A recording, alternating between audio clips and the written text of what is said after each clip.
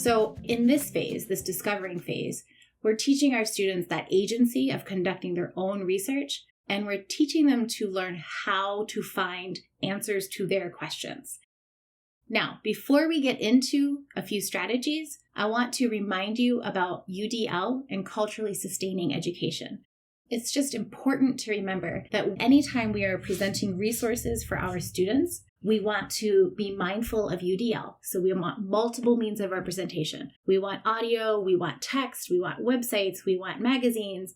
We want our students to be able to share that learning verbally, by writing things down, doing a recording. We just always want to be mindful of how we are designing for all of our students.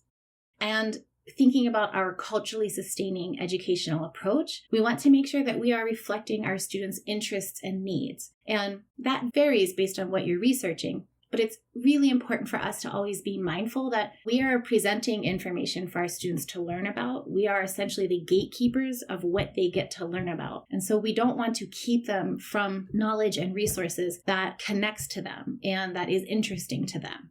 So let's talk about those strategies for discovering. So the first option is curated resources. We are pulling together resources for our students so that they can then dig into these resources and learn.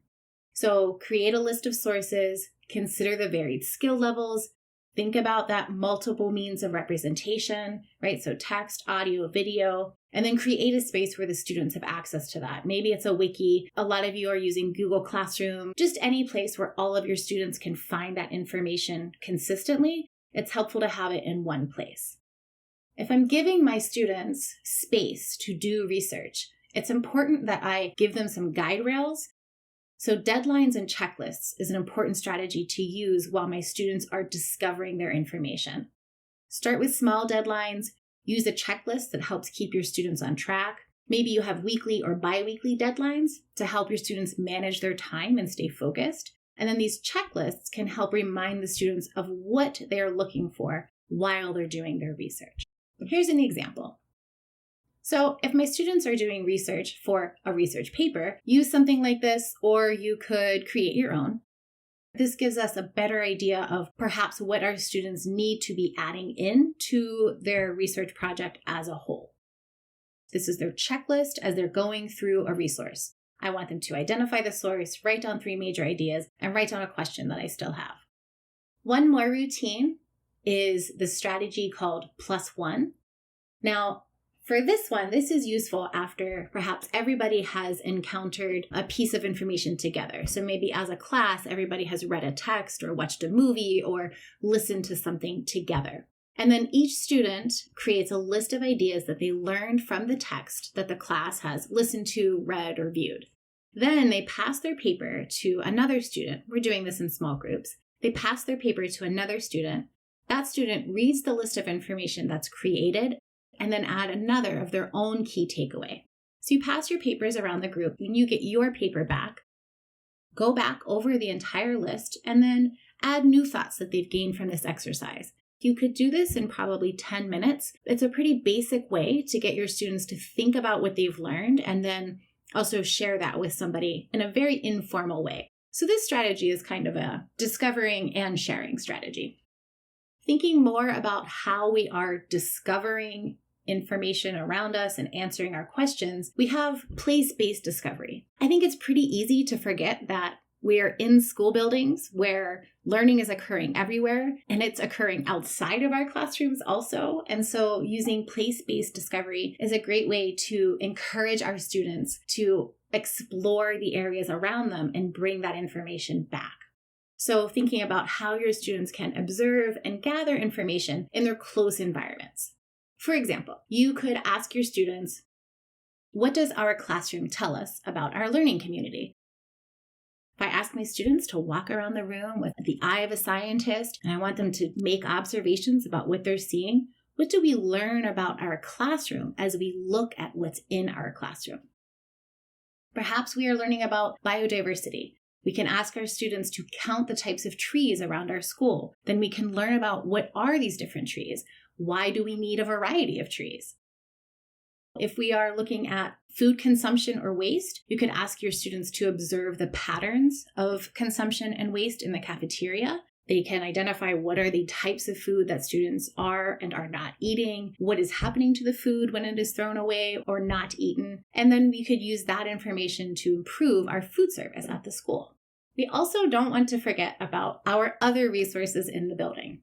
Our media specialists and librarians. These individuals are passionate about research and they have access to a lot of research. So you can talk with your media specialist, your librarian, or another teacher who might be able to help gather some age-level appropriate information. When we're working with our colleagues in this way, we want to provide background on the project. We want to set expectations ahead of time, prepare to be flexible, always be kind, specific, and helpful. We'll talk more about that in feedback and revision. And when we're working with our students, we want to remind them of who will be coming in to work with our class, set expectations ahead of time. So when are we going to see this person? What are they going to do with us? And talk about how we always want to be polite and welcoming to all adults. Now, we also have other experts that we can utilize in this discovering phase. Thinking about the topic of your PBL project, who do you know that has expertise in this area?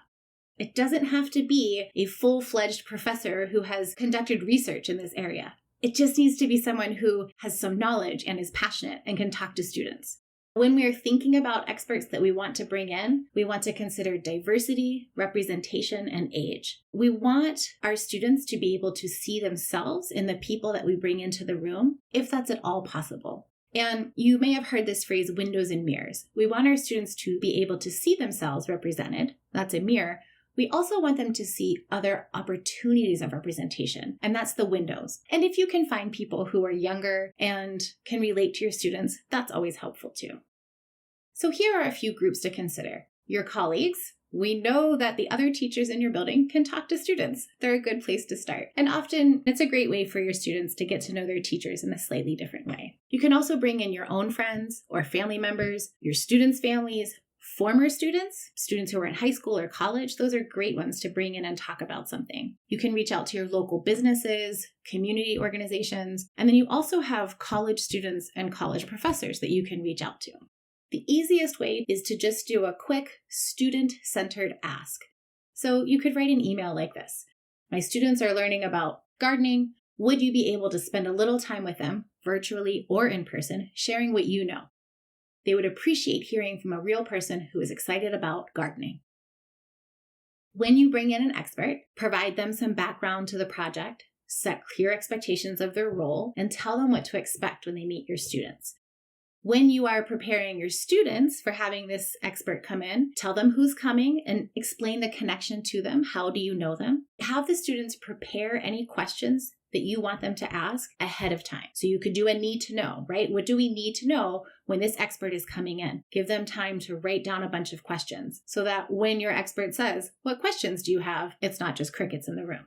And then talk to your students about being polite and welcoming to a visitor. Now, we've talked about questioning and discovering, but honestly, your students need to learn how to conduct research. I know most of us, our students, don't know how. And so it's important that we go back and make sure we take some time to teach them how to do these things. So we have a few resources for you. The first is Civic Online Reasoning, and this website teaches our students how to navigate misinformation and disinformation, and then think critically about resources and information. So Civic Online Reasoning asks your students these 3 very important questions. Who's behind the information? What's the evidence? And what do other sources say? And they have on their website a variety of lesson plans that your students can walk through individually or that you can download and use. And then we also have Project Zero. Project Zero has a ton of routines for helping our students to actually learn how to do research. So the +1 strategy that I showed you earlier comes from Project Zero. Their website is searchable and it has a great, just a ton of strategies to use.